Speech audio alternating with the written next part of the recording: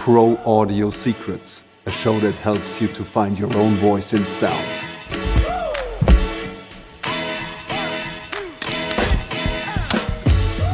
Of doing the Foley in a normal stage, I rent a castle. When you're a Foley artist, you have a very interesting duality between hearing and touching. Each time I'm doing a film, I kind of try to restart from scratch. I try to record everything for each film. For me, making money is not the most important thing. If you have some ideas you want to develop, you have to develop them, and time after time you will find the people who will understand that. And that's the people you need to work with. Work a bit less, but work on certain projects you think they really fit with what you want to do. The best way for me to make money is not to think about it. I had to make a stop for 10 minutes and come back and say this is Foley, this is not real, It's okay.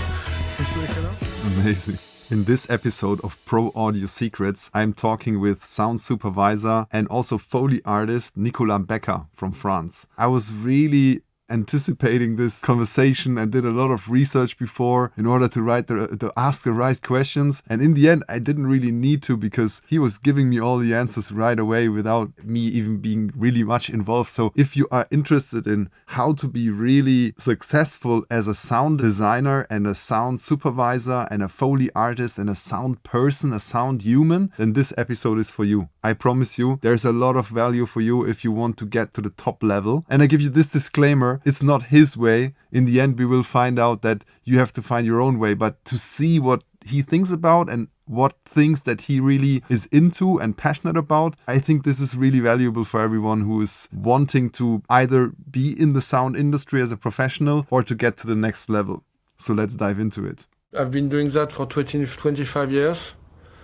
And I had a lot of people asking me if I want to do more about working more as a sound supervisor or as a composer, Mm-hmm. So I kind of, it's not like I don't do it anymore at all, but it's more like now I'm focusing more on the whole soundtrack of a film. But I think everything I'm doing is really based on all the experience I get from the Foley. So the way I'm thinking, the way I'm working, is really like an extension of all the experience I got when I was doing Foley. Yeah. So it's very like the idea of the performance. I like to. When I do sound design for a film, I try to re-record every single sound for the film.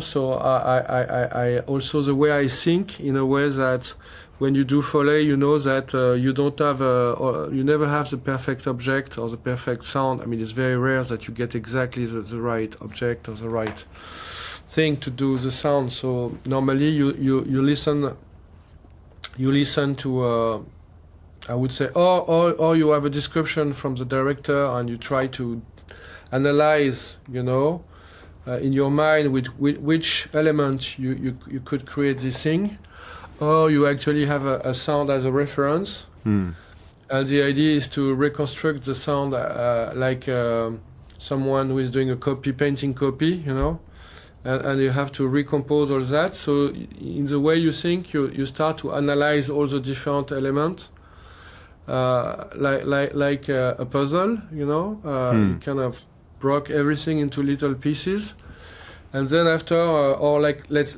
say something even more precise, like a weaving, So the idea is that you try to understand the way the things are weaved, and then you go and try to reconstruct all the different layers, to actually get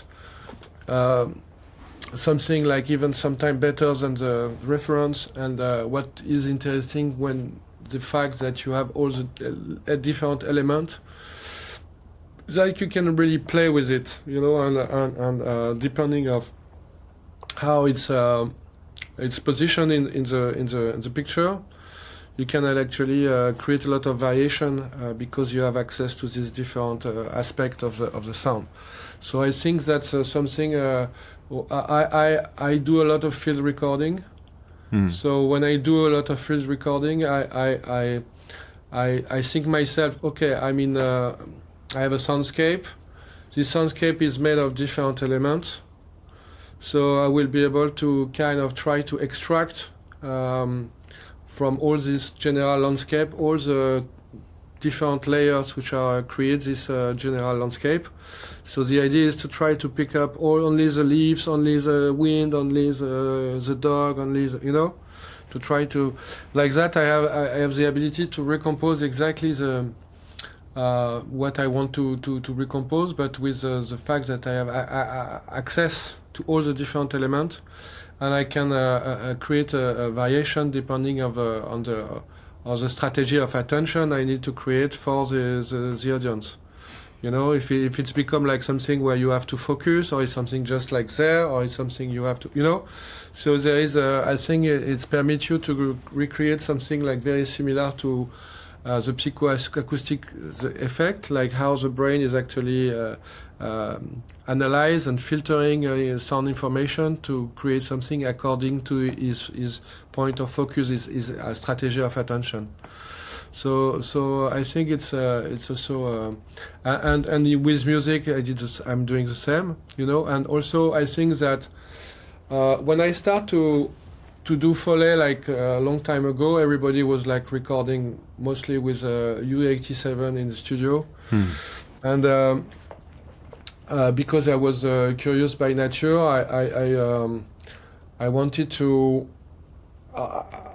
I went to a lot of music studio to try to understand how, because I was asking like, there is no other mic, I say like people say, oh no, we do that, it's working, so let's don't touch anything, and so I went to see jazz recording, rock, pop recording, classical recordings. And then I start to speak with the sound engineer, and I start to understand why they were using ribbon microphone, for which reason they were using tube microphone, for which reason they were using omnidirectional microphone, for which reason they were paired some microphone with some certain preamp, and also learn about echo chamber, about reamping, about many aspects which are very interesting, which are also like the base of recordings, and so with all this knowledge, I start to try to make some test. I had an amazing guy called Philippe Amourou. Now he's unfortunately died 20 years ago from cancer, but for 10 years we were working really together on a lot of film, and mostly in every film we were testing some new equipment, some new ideas about recordings, like improve and explore all the different possibilities of studio recordings. So I think this work have been heard in a way, and then English films start to ask us if we could actually do the work, because I think there is also something very specific with the culture of the sound we have in France and in Belgium. Mm-hmm. That in France we were using to shoot the film in real location, not in studio. So we had to all the time reproduce the same acoustic as the one we had from real location, which is very different from actually doing whatever you want, because the film is shot in a studio, and the studio, the acoustic is very neutral, so you have the ability to kind of doing what you want. So the fact that we had to fit with a existing acoustic from a real location give us the opportunity to explore all the different ways of recreating acoustic feeling, the right depth, the right color, the right, So I think it was for us a very good school, and I think it seems like in the other hand, in England, because mostly most of the studio of Foley studio were in Soho, mm-hmm. and they were in building with iron cast structure. So they were it was very difficult to have firstly big studio, big space, and secondly because it was very noisy because of the metal structure. which were conducting all the noise from outside. They were using to do very close miking. So the technique was more like close miking and then after processing, using EQing, compressor, reverb to recreate something And my approach was very different. My approach was like to be in a beautiful, nice studio with a nice acoustic, control the acoustic with like different panel, like motorized curtains and so on, and to be able to have a lot of different microphone to get like and preamp to get like very different colors, to try to recreate something very precise and matching perfectly with the acoustic. So I think at one moment in England they realized that they were hitting a wall, and with the old techniques they couldn't move forward, And so I think that one of the reasons they asked me to come in England. So for like 10 years I used to come very often in England to do a lot of films there. And they also, I think the technique I have developed also start to be used in England. And I did the same with Canada and US, so I think I was not the only one, but from my perspective, I was someone who a bit spread different way of using, also like a contact mic, geophone mics, stethoscope mic, a lot of different thing, now you have L'Homme did like this geophone, but I was using geophone, for example, on Gravity, like 10 years before it has been released by L'Homme, So my idea was always to try even accelerator 3 axis from DPA, all accelerator, I was kind of trying everything possible, So I think it permit me also to propose a much more diverse palette of sound, And obviously, this practice pushed me to. I became like very interesting to say, okay, now I would like to actually use these techniques to actually record in real location. So because I felt at one moment like, okay, I have a big door. It's a big door in Foley. I have got a big chunk of metal, but it's not enough big, So where I can find, is the exact element with the real dimension or the real acoustic I would like to do.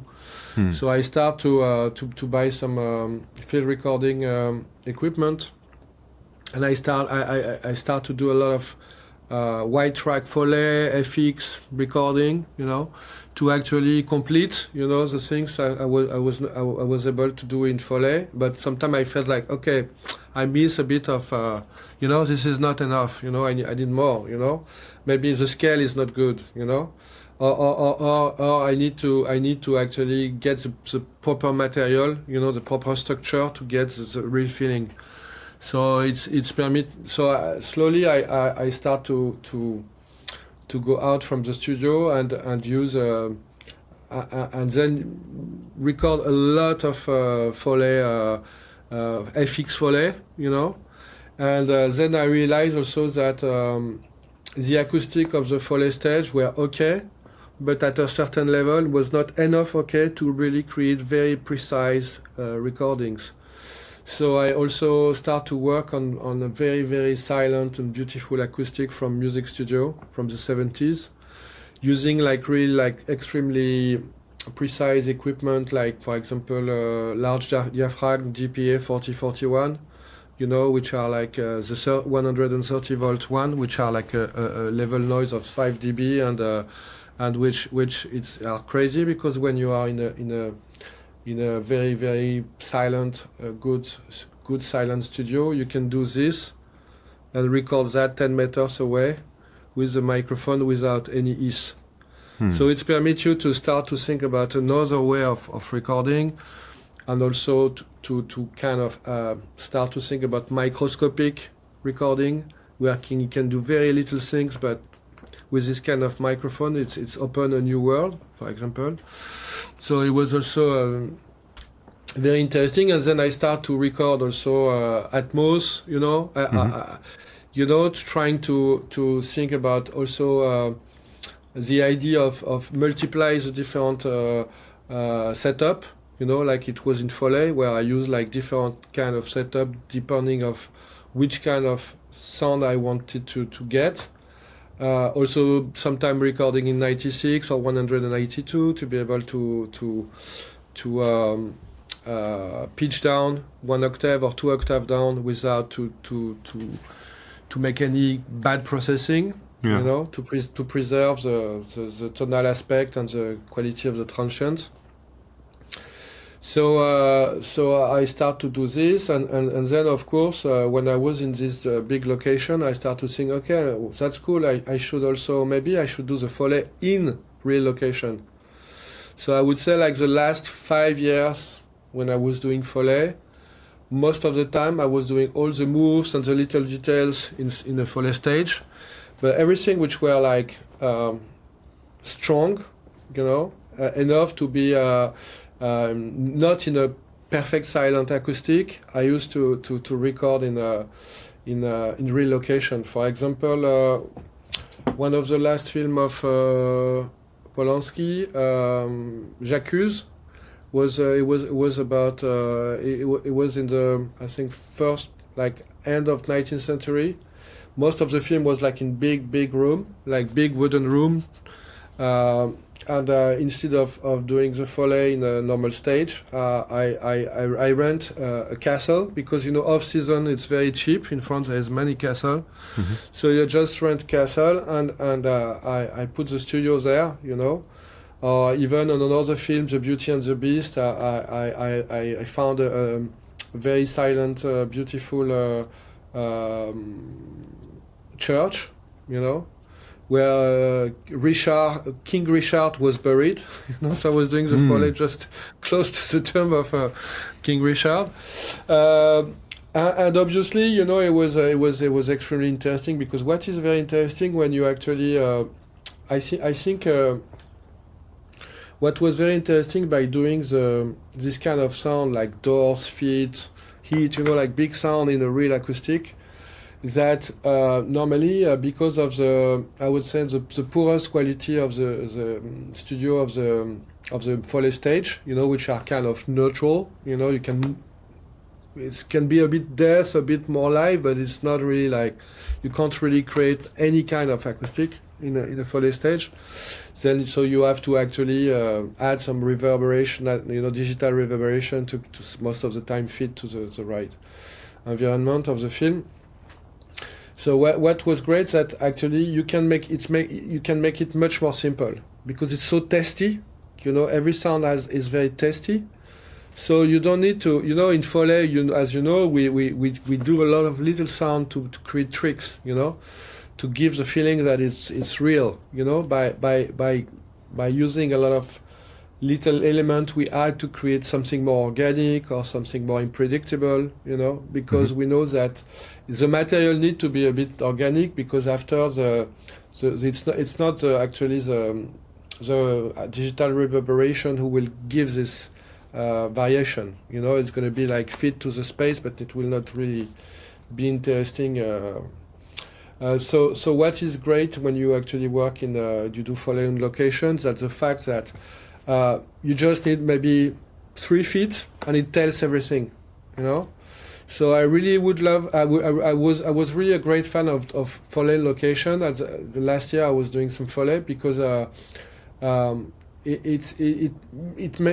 was doing a much more a minimal Foley, much more testy, and much more minimal, which give more room for everything else.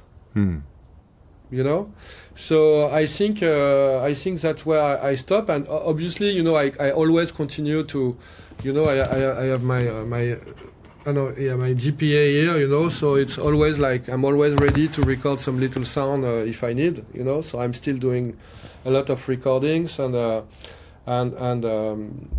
I would say I'm a bit. I moved to something else, but I would say like all my practice is based on Foley.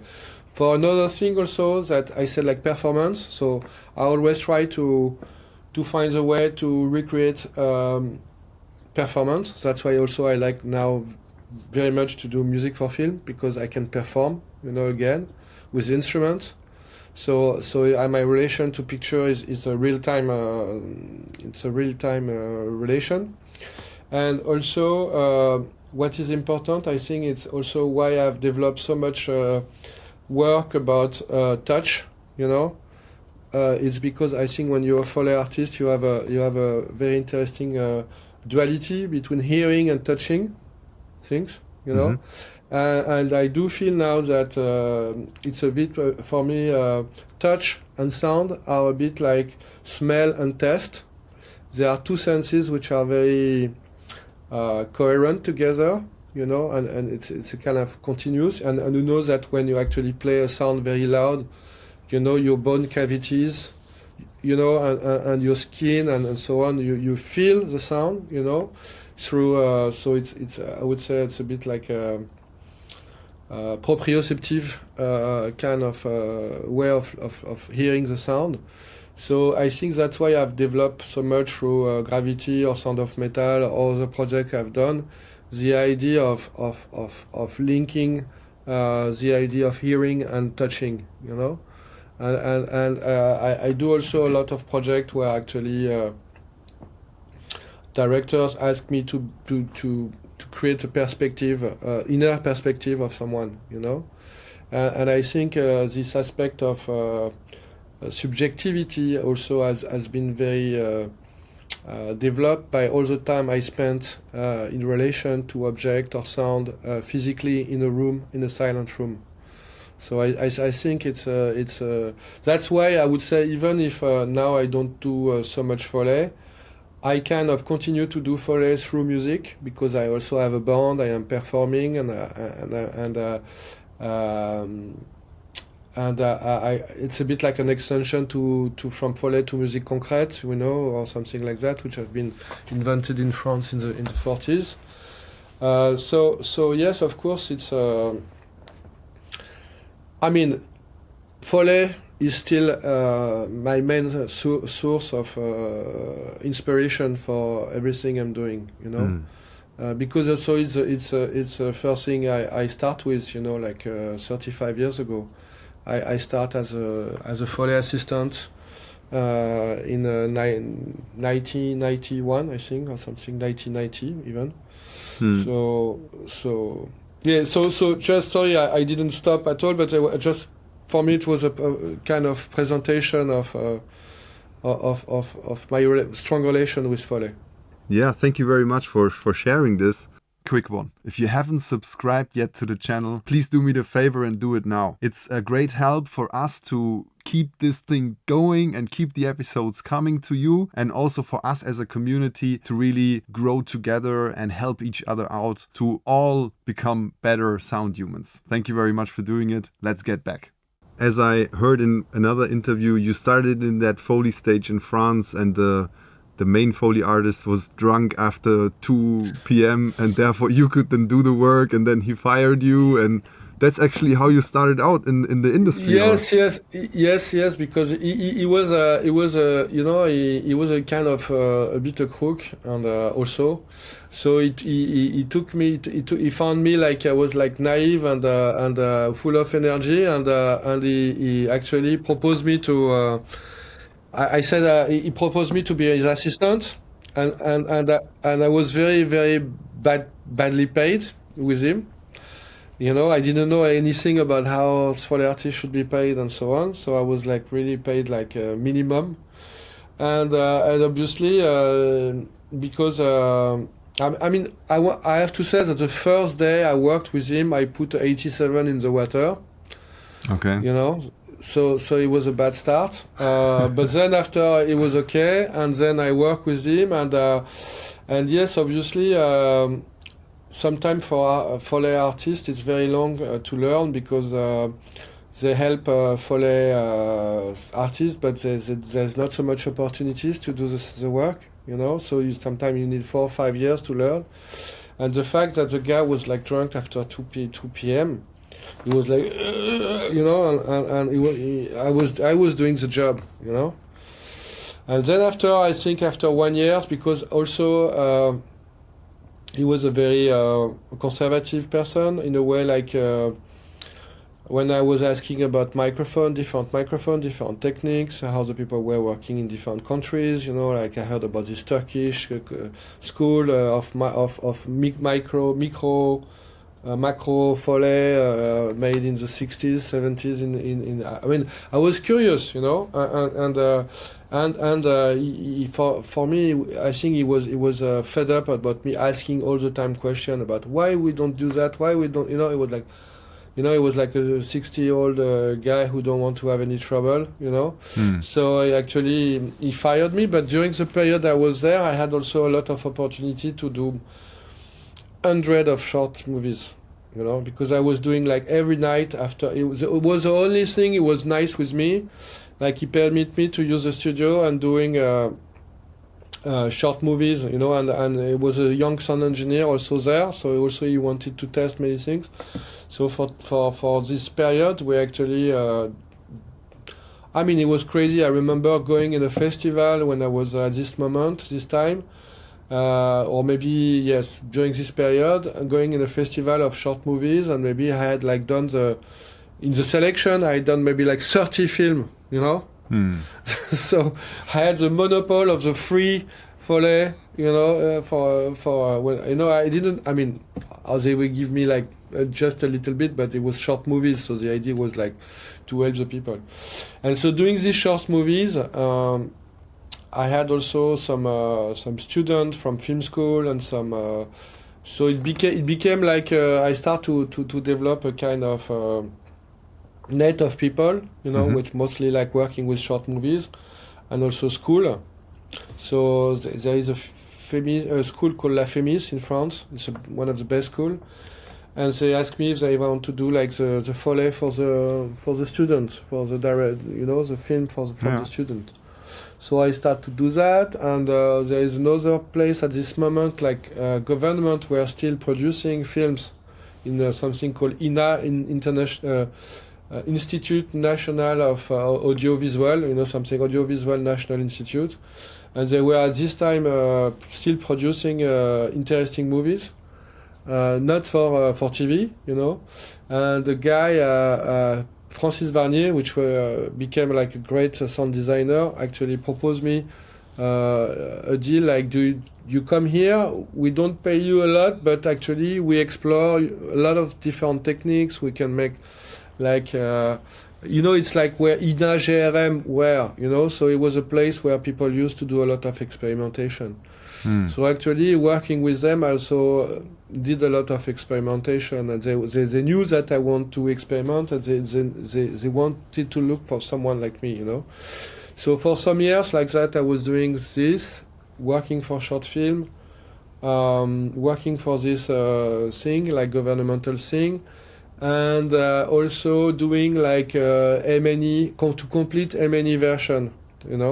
So it was my also first job. So it was very interesting to complete the M&E version, because you could hear how things were done, from different countries and the different qualities and so on. So all of that was very interesting. And then at one moment, someone came to me, and someone with no money to do a first long feature film, And I think it was a super shitty film, but I was like so happy, Finally, I'm gonna do a first long feature film, and then I start to do like, and also like this producer called Paolo Branco, which were like very famous producer, because he produced a lot of amazing directors, but he was a bit also a crook. So, and because I was young, he started to.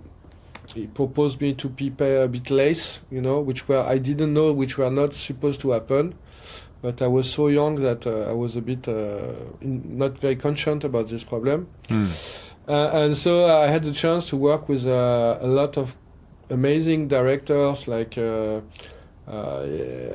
de Oliveira, Chantal Ackerman, and many others. And it was like, at this time, directors were spending full time of the Foley station with the Foley artist. It was like another time, you know. Okay. We were doing the picture editing, then after you were doing sound editing, then after you were doing the Foleys, and you know. Now everything is like compacted because of the price of money. But at this time it was not, you know. So doing a film was like a full experience for a director, and then became like a full experience for me because I had a chance to spend a lot of time with amazing people, and a lot of like the Pardon, like I mean so much great, interesting people, and so but I was super young. I was 20, maybe 22, 25, something like that. So I was not mature enough to understand the chance I had to work with those people. But I think it now I understand that actually built. It was very important in my education to have spend this time with this amazing director and to really have them spending all week with me, you know, like, and I could see them reacting and thinking, telling me why, you know. So it was a very interesting way to understand la mise en scène, you know, what is to direct a film, you know, and so then I asked after because I think I used to have a good energy, and Mathieu Kassovitz proposed me La Haine, you know. I don't know if you know this film, but yeah, of course, you know, yeah, we watched it all in Germany, and it was a huge hype. I mean, I even did when I was 18 years old. I even put my huge PA speakers in front of my windows and started to do some DJing for the neighborhood. I mean, it's a crazy movie. So you imagine that at this time, working on this film with Mathieu, the film was reflecting what we were doing. The process was crazy, you know. We were smoking weed, doing like crazy thing. You know, it was like super free. You know, it was totally against the establishment of Nouvelle Vague or you know, like French cinema. So it was really like an hybridation between New York cinema and French cinema, something totally new. And we felt totally free to explore and to do things. And I think the soundtrack at the time was quite amazing because there is a very strong concept about you know, there is a suburb and there is Paris. And I don't know if you know, but like when you're going, everything in Paris is totally mono, and everything in the suburb is 5.1. You know, so at the time it was like a super strong sound design concept. You know, and Vincent Tully, who did that, was really like a visionary. It was a visionary approach. You know, I think it's and when you see the film, it seems like everything is fit well. You know, but it's such a strong statement to do that, you know, at the time. You know, I think it was great, and so because of this film, obviously, you know, I became like the cool guy to work with. So I became like more and more, and then I also had a chance to work with Alain Resnais and Polanski and Jean-Jacques Hano and a lot of great French directors. And then because of that, sometime on this film you had like a hybridation between English team and French team, and so that's the way like I worked with Andy Kennedy, which were like a very famous sound designer in England, and we really connected well, you know, on the Brotherhood with the Wolf, you know. I don't know if you remember this film. It was like a kind of, it was a big success in all Europe. This film was like an adventure karate, you know, like a kung fu period film, you know, like really strange with Vincent Cassel, and I mean it was very, very weird film. And there was a film when the CGI just started, you know. I mean, it was now I think it would be maybe it's the same director who did Silent Hill, you know, so he was impressed by what we were able to do in Foley. So he actually asked me to come in England to do, and actually that's how I came to do, I think, the Constant Gardener. Then after he also I mean it's another guy from Sound 24 who asked me to do I think Sunshine. It was a film from the guy who did and then 28 days later, 20 weeks later, 127 hours, a bit of Harry Potter, and so on and so on. So I create this connection with England, very very strong connection, and then I think after they stopped working with me because I think they learn everything they can learn from me, and they actually. But it's cool. I mean, it's an honor. It means that you had some good ideas. Like there's a guy Adam Mendes now, which is working in the UK, who's doing like the biggest film in the UK, which was a guy I actually show him all the technique and really like all the philosophy of work. And now he's the guy who is recording the recordist in the UK, because he's actually also he was very good and he also continued to explore the things. So now he also has maybe I'm sure developed other new ideas, but it was actually very very cool to do that and.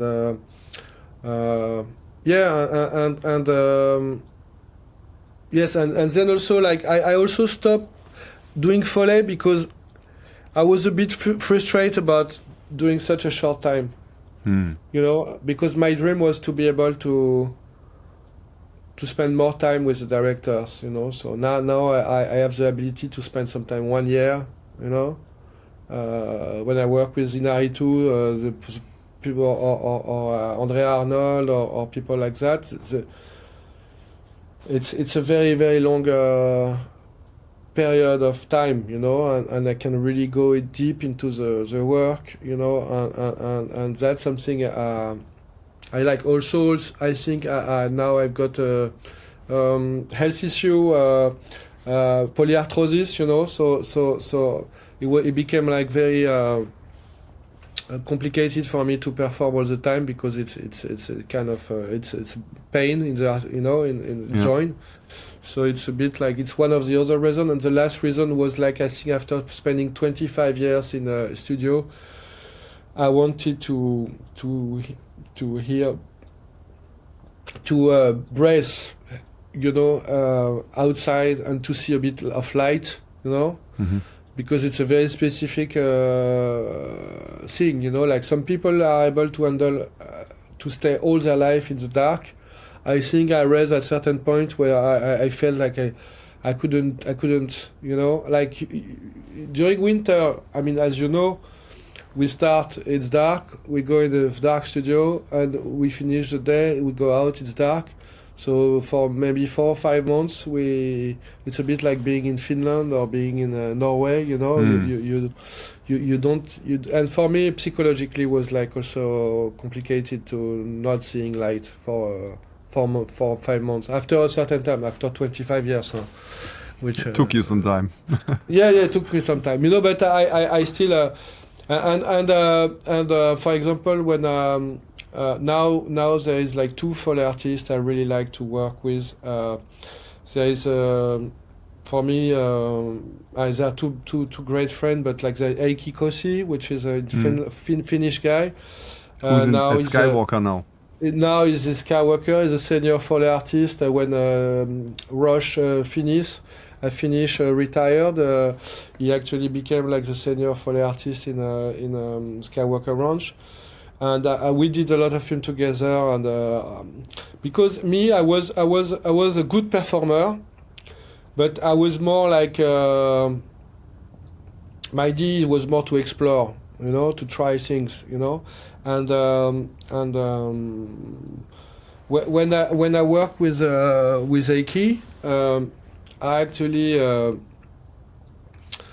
The first time I worked with Eiki, I came in his studio and I spent maybe 1 week with him to show him all the technique, bring the microphone and try to, you know, because he was an amazing performer. Maybe he didn't have all the tools he would need, but he's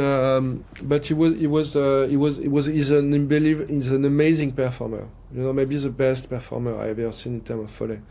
So I think I would say like using my techniques and his performance, it was like the result was like fantastic. He did, for example, for me the Foley of Sound of Metal, for, you know, which were like amazing, and other film, of course, we did together. He did also Bardo from Inaritu for me. And there is another Foley artist I'm working with, which is Greg Vincent, which is a French Foley artist, which is also for me an amazing performer. He's and also he's a friend, so he's living in the same town, you know, in the same suburb where I am, and his studio is close to my house.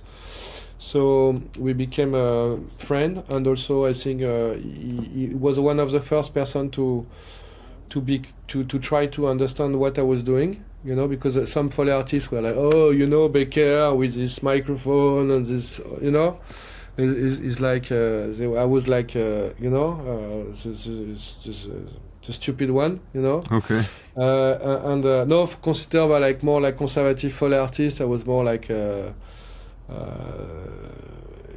For them it was making no sense what I was doing, you know. And Vincent was like, okay, Greg was like, okay, I'm sure there is something interesting, so he actually asked me, he met me, and he asked me to come, and I also explained me many things. And then for example on arrival I said like, okay, let's share the Foley. I'm gonna do everything which is inside, you know, because I didn't have enough time to do everything. So I'm going to do all the Foley effects for the heptapod, for the writing, all the material for the sound effect, for the sound designer. And that's something I need to talk after about that. Okay. And then he did like more the classical Foley, you know, which were out of the ship, you know. And I think using the same technique, you know, I wanted him to use my techniques of recording. And then after now he's working very. There is also another Foley artist, Julien Audin and Gadou Donin, who also has developed a very interesting way of working. So he actually made a hybridization between my technique and the technique of the Audin family. And I think now he's an amazing performer. And so he's doing like also very, very good Foley. And so what I used to do is like, when we do a film together, like right now, for example, we do an beautiful animation film. I'm going maybe the first day with him in the studio, and I perform, he perform, you know, we listen, and we try to find the right colors together. I did that also with Eiki for Bardo, you know. I did like the first sequence of the film, like the two first sequences of the film, to show him what I was looking for, you know, in terms of color, in terms of relation to picture, you know, because obviously there is there is not only one way to make Foley, but there is plenty of way of reading a picture and creating something for the picture. And so yes, what I want to come back to is the idea that when I was at one moment I realized that it was very interesting to actually not the whole Foley on a Foley stage, but to be able also to, before the Foley, which is quite late in the process of doing a film, to do a first session where I was actually feeding the sound designer with a lot of material. So the idea is that and I work with two amazing sound designers like that in France, and Gérard Hardy, I mean, was the most famous, which have done like a lot of amazing film. So one will, I mean, like the Jean-Pierre Jeunet, you know, Jean-Pierre Jeunet and Caro films, which were like amazing. Yeah, I know. I'm gonna find out, but you know this film. I just have. You will have to cut that after, maybe. Jean-Pierre Jeunet. It's Delicatessen. You have not seen this film, Delicatessen? Amélie Poulain? Maybe, I don't know. Oh, I'm sure you have seen that. Amélie Poulain is a film with Yeah, this yeah, film. that I've seen, of course, yeah. Okay, and I'm sure you have seen that also. Delicatessen, this film, no? Sorry. Maybe. Yeah, I know the Oh, title. sorry. Now I know the title definitely, but maybe I haven't seen it.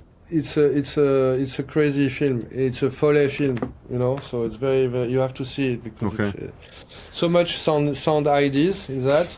So at the time, I was not working with him on the time, but then later, he had one guy which where his work it was to really create sound material for him, and this guy was older than him. That when he retired, he asked me if I wanted to do all the research, sound research for him, you know.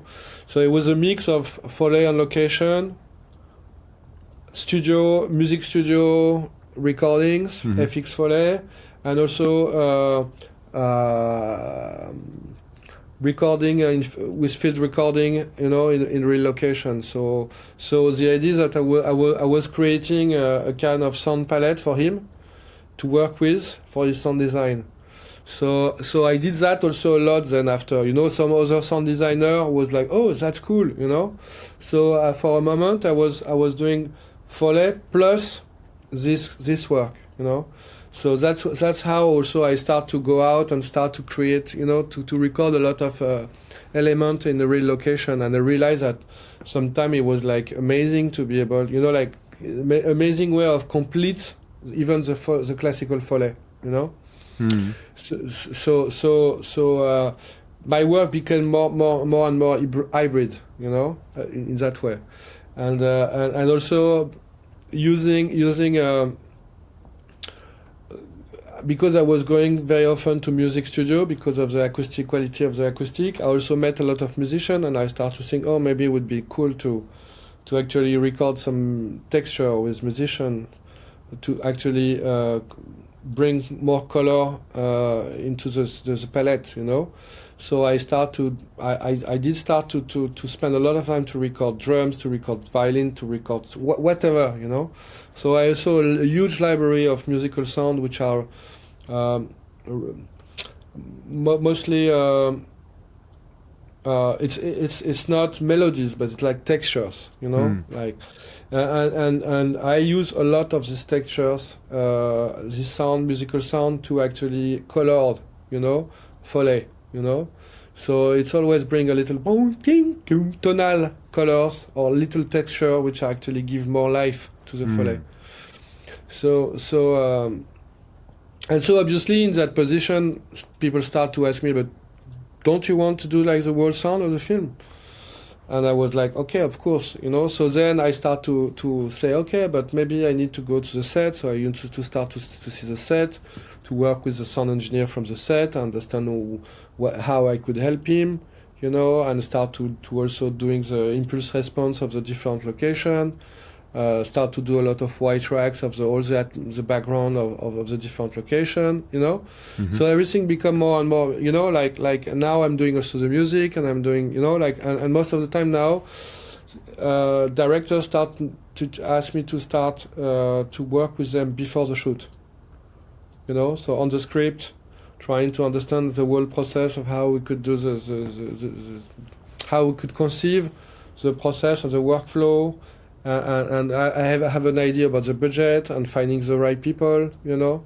So now that's more what I'm doing, you know, and eventually doing the music or like working with in collaboration with a composer to really conceive, you know, how the music could interact with the sound, you know, like and so on and so on. So now I'm in a different position, but it's all is coming from Foley, so I think no people know that it's a very part. I mean, a lot of people now don't know that I was a Foley artist, you know. but they actually come to see me because I think there is something very real, very naturalistic. You know, my approach is very. It can be poetic, but it's still kind of poetic realism kind of way of working. You know, when we did like I think when we did Gravity or even Ex Machina or Arrival, you know, the idea was to make, okay, we're not going to make like Whiz, like we're not going to make like Star Wars, Ben Burt, crazy sound, which, I mean, I'm a great fan of Ben Burt, so but we're going to try to create something for the audience to think that it's true and they can believe into it. It's not another planet. It's you know, and the idea behind that was, okay, if we create something which is linked to what the people know, the people, when they will see the films, they can actually remind their own experience of their own life, and it can feed, you know, their experience of the film, you know. Yeah. So it's more like the idea of fiction from the film, but reality from the audience, merged together to create a complete experience. So the idea was to by you know, like if for example, if you are you say I want to be in the head of a character, if you're really able to recreate something very naturalistic about this immersive positioning, I think it has a huge impact on the audience. You know, for example, if you Sound of Metal, it's not crazy. It's very simple. And it's very effective because it's very simple and it's very close to what actually someone who is deaf experience, you know?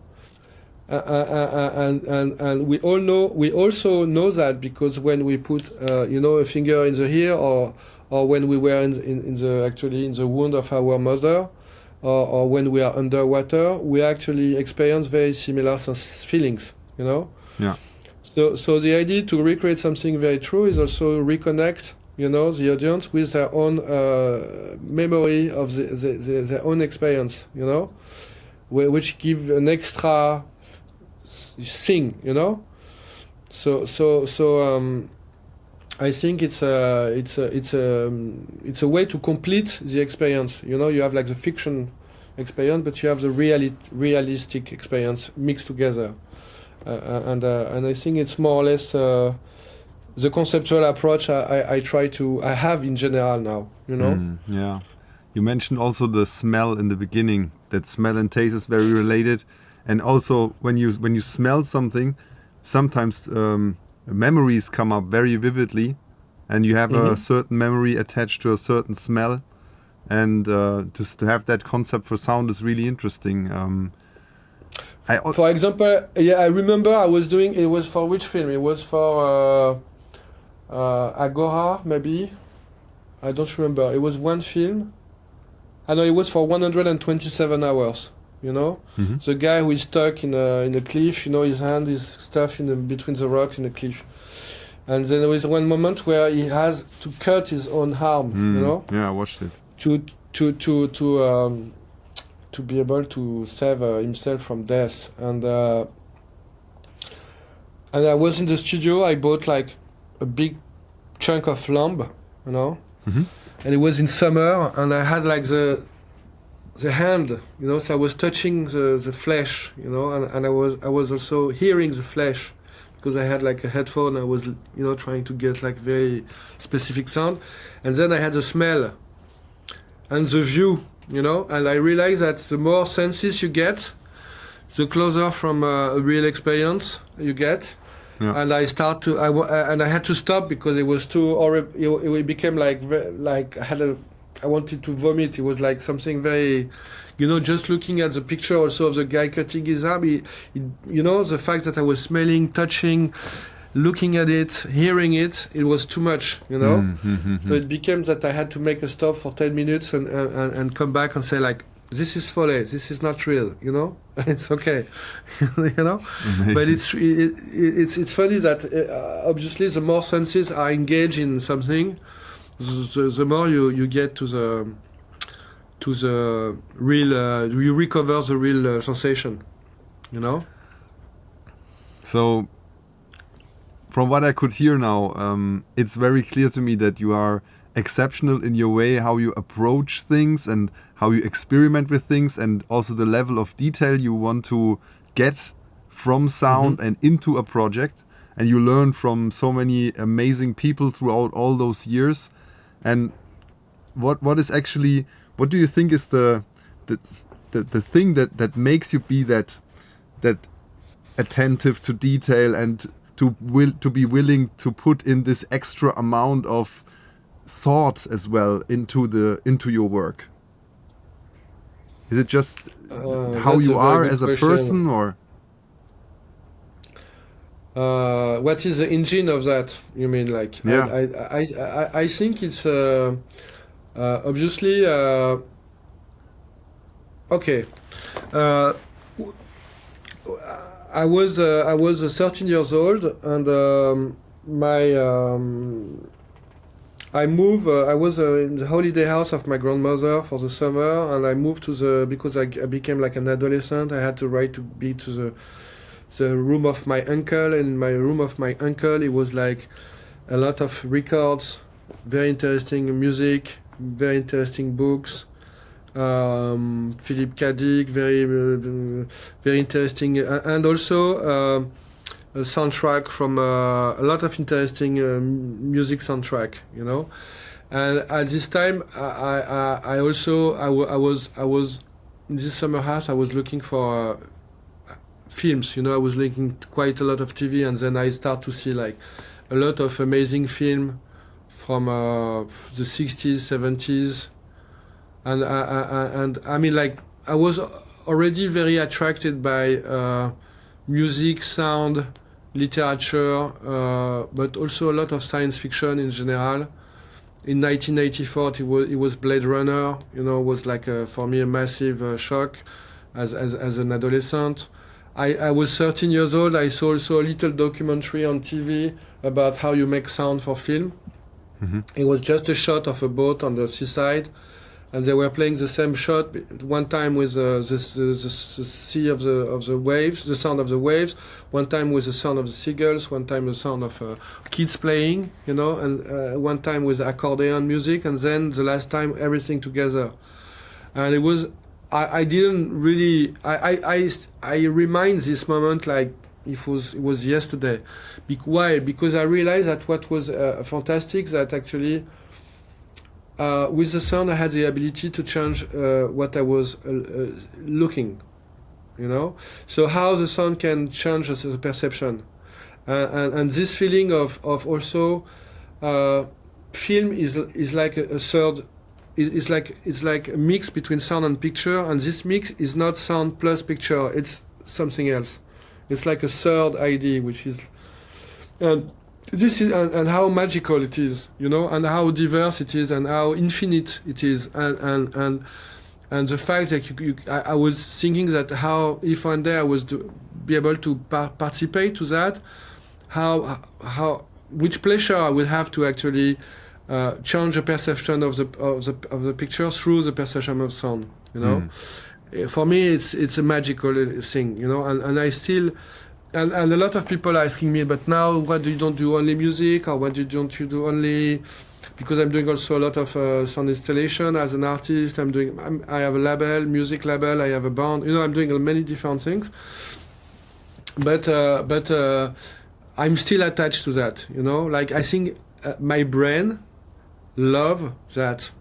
You know, when I do that since 35 years, and every morning I'm happy, you know, like I just put sound to picture, and I love how to see how it's, in a way, I never know how it will react. I have an experience, but to know the exact result of that, I never know, you know. So for me, it's a game. I would say it's a game. You know, I don't play game. I don't play video game. In general. But this is my favorite game, you know. It's to put sound and picture, and for me it's an infinite pleasure, you know, and I think I will never get bored about that, you know. But it's also try to understand because there is a neuroscience, you know, the cognitive science behind, you know, and I'm working with actually a lot of neuroscientists for other projects and people which are exploring cognitive science because I'm a perfect guinea pig for them, you know. So I'm doing a lot of experience also about dream, about visual, about hearing, about, you know. So I like to also work in collaboration with scientists because it's also I can share my experience, you know, and they can share their knowledge and what they, you know, they know about it. And I think it make you even more sharper in the process, you know, in working or bringing you some new ideas. I think in general the fact that to actually doing cross work, you know, with people, sound engineer, composer, directors, choreographer, theater director, I don't know, anthropologist, writer, you know, like it's super interesting because it's actually feed you a lot, you know, because I think my problem is like when I think I'm a quite generous person, you know, in my work, so I give quite a lot. And then sometimes only working in film, you know, in the way now it's people doing film. It's like just they give you a picture and you give them back Foley, you know. It's a bit rude, you know. So I think what I'm looking also, what is very important for me after the idea of working with picture and sound, it's also the human aspect. You know, like to meet a lot of interesting people, to try to understand how they perceive, you know, because everybody see colors in a different way, hear sound in a different way, you know. It's very crazy because we all obviously everything is blue for us, and it's obvious that it's blue, but it's maybe not at all the same blue, you know. So we you know, it's a way like how we can according, you know, like how can we find a common language to of perception, which is working for everybody, you know. So that's something which is very surprising to me. Like when I start to work in general, I was doing maybe a lot, and maybe 20% were used. And I was like, oh, but it was sounding good, it was okay. Yes, but, you know, not really, you know. And I know that now, 35 years after, I know that maybe 95% of what I'm doing is used, you know. And I don't really know exactly why, you know, but it's also the body of experience, you know, in the fact that you have through all these different experience, I think your intuition have been developed, you know, and I think you start to have this capacity of finding the right language for the right film and the right audience. So it's not something. It's not like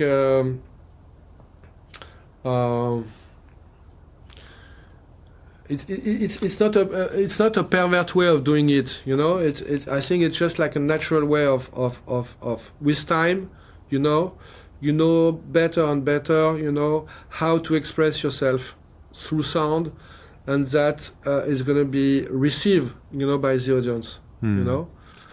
Yeah, I mean, I like this concept of your unique voice in sound, because I try to also help other people to get into the industry, and this is something I also learned from Robert Dutzig. We were on a phone call, and he just also said, yeah, people want to work with me because they are interested in the sound that I'm coming up with, like my unique sound, and that's why they want to work with me, and so the projects come my way in that sense. That's what he basically taught me when we were on the first call maybe a year ago. And since then I'm thinking about this and also try to help other people with finding your unique voice in sound, and that also can change over time with experience and with different interests that come through the years, and it doesn't have to be always the same. And I have to say, I know it's for me it's you know, like that's why I each time I'm doing a film I kind of try to restart from scratch, You know, I try to record everything for each film, you know, not reusing the same tricks, not always trying the right language, you know. And I do feel also that more and more it's not anymore a question of sound. It's more a question of position, you know, where you know, where you're positioning yourself as a the extension, sound extension of a director or an artist in general, you know, and where you place yourself, you know,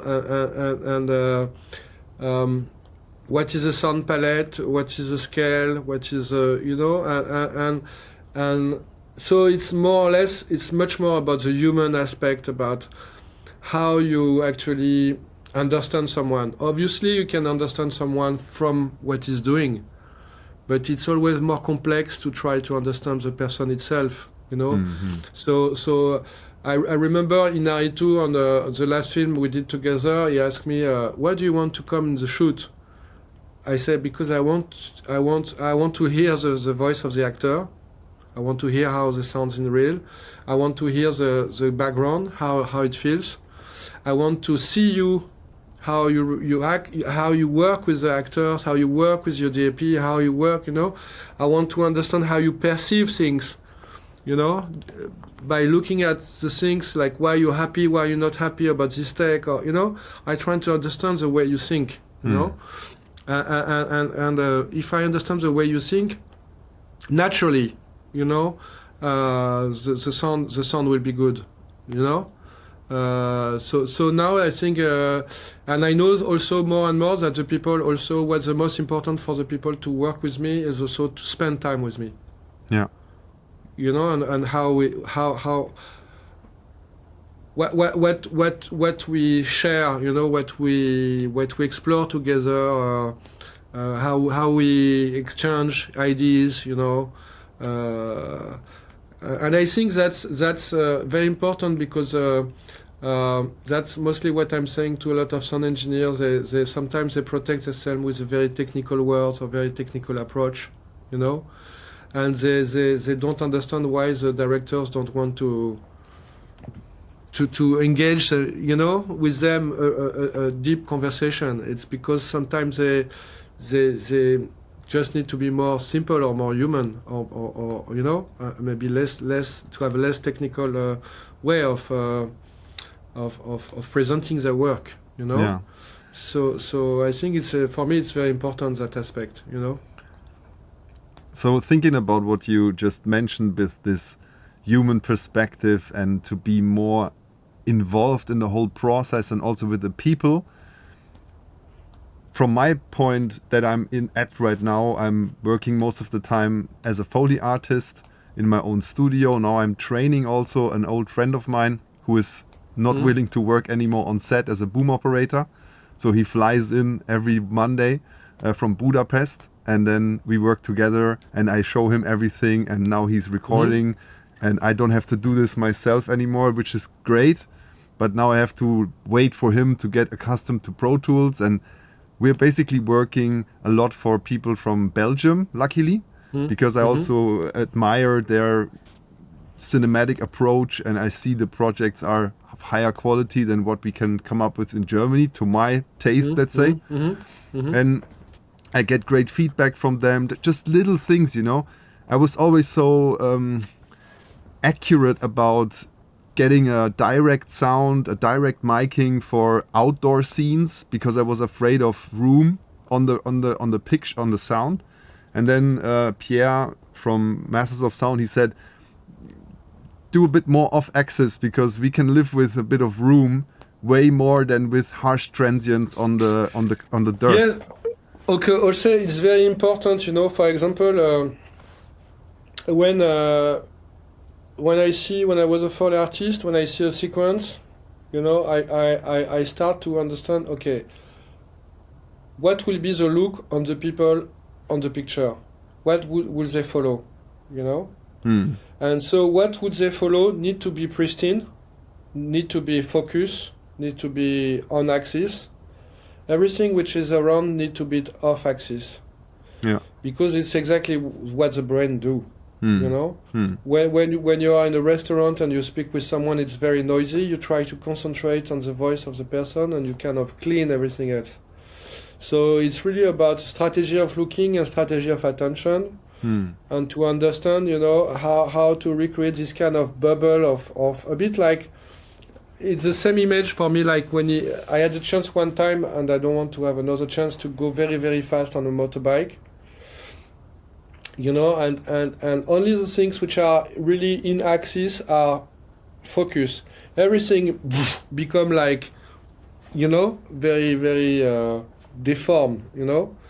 And I said to record this in general. That's the way I want to have the Foley recorded, you know.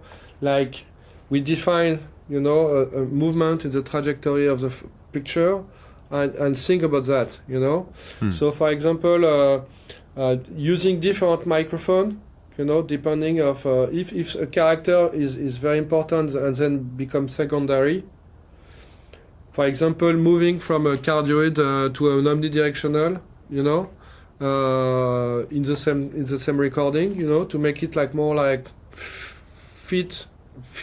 I mean, like. Mix with the acoustic space, and then, you know, come back to, you know, focus, you know. Yeah. So I think it's and sometimes I even use a lot of acoustic panels and a lot of real table, you know, like I like to recreate a lot of acoustic similarities between what I see and what I do, you know. Also Another to question, feel that, yeah. Personal question.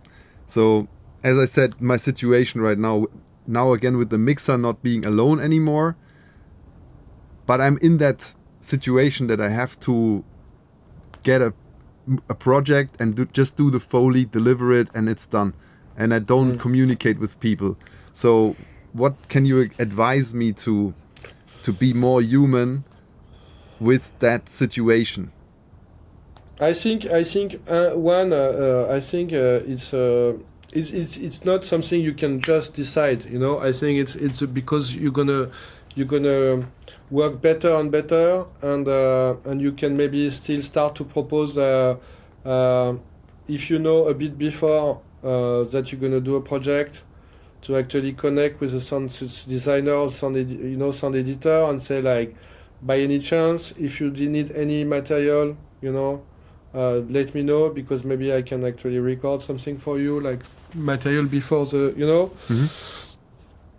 Maybe if the Foley is very important, you can also, like, if there is a very specific location with a very specific acoustic, maybe start to speak with the production and say, you know, might be interesting for this, because there is one very important set in the film and it has a very specific acoustic.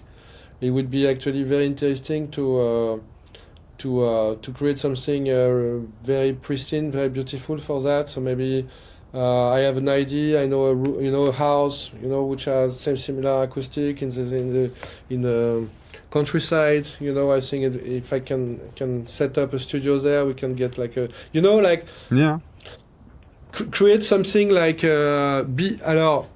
for many years, people were like, "Oh no, not this guy," you know, "not this guy," you know, because it's always like proposing many things. So the people say, you know, but some of these people were like, "Oh, finally a Foley artist who is, you know, proposing something, you know." And so I mean, like, if you have some ideas you want to develop, you have to develop them, and time after time you will find the people who will understand that, and that's the people you need to work with, you know. I get it. I actually did a lot of film for a lot of different people, and I realize that now I'm only working with people who understand me, and they understand me because they have the same kind of question in their mind, you know. So it's also very important to at one moment start to make like make choice, you know. Yeah. Work a bit less, but work on certain projects you think they really fit with what you want to do, you know. And now if I'm looking all the film I'm doing since 4 or 5 years, I know each film I know why I've done it, you know, out of money or out of like I know exactly what I have done this film. For example, I just worked for 6 months on Mission Impossible to do not the Foley, but to do like the two biggest I would say action scene, you know. And I did it because Tom Cruise wanted for the audience to feel his body in action, you know, and it was to try to renew the language of sound attached to action movies, you know. So for me that was very clear that that's not the kind of film I'm usually accept to do, but then here there is an interest, you know, because it's also about to try to recreate a new contract with the audience in terms of what they're gonna hear and what they're gonna experience, you know, a bit that's the same idea that we try, as I said before, we try to renew a bit the language of science fiction film in Gravity, Arrival, and Ex Machina, for example, you know. Yeah. Not only me, but the people we were working together with each time different people, and the idea was to do that, you know. So I think yes, and now like I just did like 2 animation film, one Japanese and one French, and the idea is also to use both of them were obviously influenced by Japanese animation film, but also it was trying to kind of create an hybridation between very immersive, precise, pristine sound design, but with the kind of same aesthetic as a Japanese animation film, but pushed in a, you know, like updated, you know, Yeah. in a kind of more immersive and more naturalistic version of it, you know. So each time I'm working, it can be a period film like Wuthering Heights from André Arnold, you know. Each time I try to understand what I can do with it, where we can, what's the project, what we can achieve, how we can push the boundaries, you know, how we can propose something new, you know. And that's for me the most interesting, you know. Interesting. Yeah, thank you very much for your time. I mean, I didn't ask a lot of questions, and actually I love that because you answered all my questions without even me having to ask them. And maybe the one thing that I'm interested in still is because I was on the phone with Bezo from Red Post. Yes. Yeah. Yes, I know him. And I have a little bit of this itch that I want to be an entrepreneur because I was an employee for 15 years, and that was also how I gained all the knowledge and the skills that I have now. But I felt like, no, I want to do my own thing and be an entrepreneur. And then Bezo said, you have to think about that if you want to be a solopreneur or an entrepreneur, because there's a huge difference. And he also said to me, talk to Nicolas, because he's the solopreneur par excellence, and I'm maybe more on the entrepreneurial side. But you have to think about what you actually want. Do you want people to employ? Do you want all the, you know, social stuff that comes with that, or you just want to do your thing as an artist?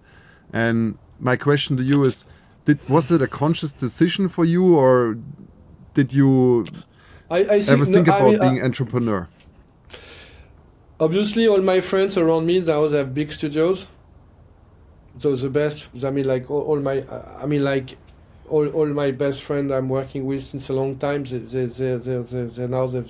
big in the industry, and they all have their own studio and sometimes quite big facilities like Kenya Sumoto, or for example, and I think I'm a very bad, I think, entrepreneur. I'm a bad businessman, you know. So I have always think about myself. The best way for me to make money is not to think about it. Mm-hmm. You know. So obviously I don't have a big studio, but I'm free you know,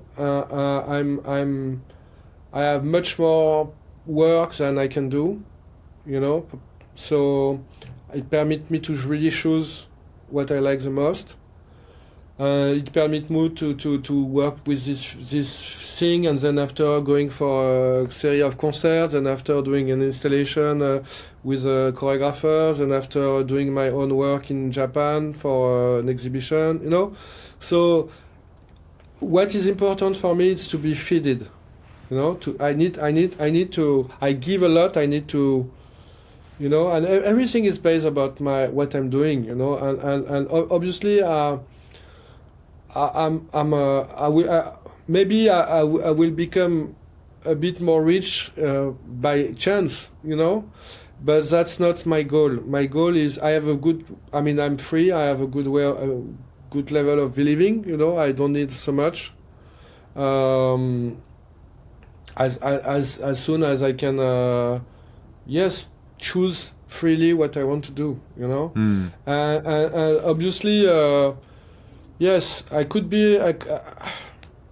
It's a question, you know. It's always a question. Like maybe I should actually create a studio, you know, and have a lot of people working with me.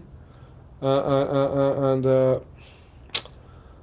I'm not like that apparently. You know, like I give a lot of work to a lot of people, but because I love them and because I think they can do great jobs and they can do, you know, like I'm not a. For me, what is important is to be together, to work together with friends, and it's not about. I think for me, making money is not the most important thing. Makes sense. And I do believe that right now, when you see how the world, like some people are able to do anything to make money, like when you say. Elon Musk, I mean, there's an interview, for example, where he's saying like the big problem with West Occidental philosophy is empathy. But I'm sorry, that's exactly what I like. You know, I mean, like I like to work with humans. I like to share things with this. Not only humans, animals, you know, nature. You know, I think. I see more myself like an animist person, which need to be in relation with the world, with the people, with you know, more than to try to die rich, you know. So yeah. Thanks but again. I mean, it's not only for me, you know. I say everybody need to find his own path, you know, because I remember I'm a great fan of Duchamp, this artist, and there's a famous thing where he actually make like a 5 hours, you know, master class where he explain everything, and at the end, the last sentence is like knowing that all of this is working only for me. You know, so I think it's an invitation for the people to actually explore and things, but knowing that everybody is different, so everybody has his own path and his own way to develop his own practice. You know. Yeah, definitely. So the thing that comes to mind is, would you be willing to listen to some Foley that I did? To give me maybe your idea or like how you feel about it? Yes, yeah. Yeah? Cool, then I will just send you something if that's okay. Sure, and I can call you back and tell you what I feel about it. Thank you very much. Okay, it was a great pleasure, and don't hesitate to, if sometime you want to sing or you have an idea or whatever, you don't hesitate to call me. Okay, I appreciate that. Yeah, it's a great honor, man. Thank you very much. Thank you. Bye-bye. Okay. Ciao. Bye. Ciao. Ciao. Thank you very much for staying up until the end. It really means that you are looking for that edge, for that thing that you need to get to the next stage in your life as a sound human. And using this terminology already tells you that I really dig this episode. I really enjoyed listening to Nicolas and what he has to say and all the things that he experienced through his career and the level he's at right now, that he really can choose what to work with and who to work with and the concepts behind his work. Truly, it's an inspiration for me, and also to rethink the way I'm doing things right now. I'm passionate about doing Foley. I'm passionate about mentorship. So if you are looking for a personal mentor, you can join the Pro Audio Academy if you want. Just comment industry on Instagram, either on a comment or in DMs, and then you can set up a free call with me. We can talk a little bit mentorship already in those couple of minutes, and we can also see if we match for the academy, and then you can join the team there if you want. I'm really much looking forward to seeing you also in the next video. Thanks for watching. Peace, the Foley teacher.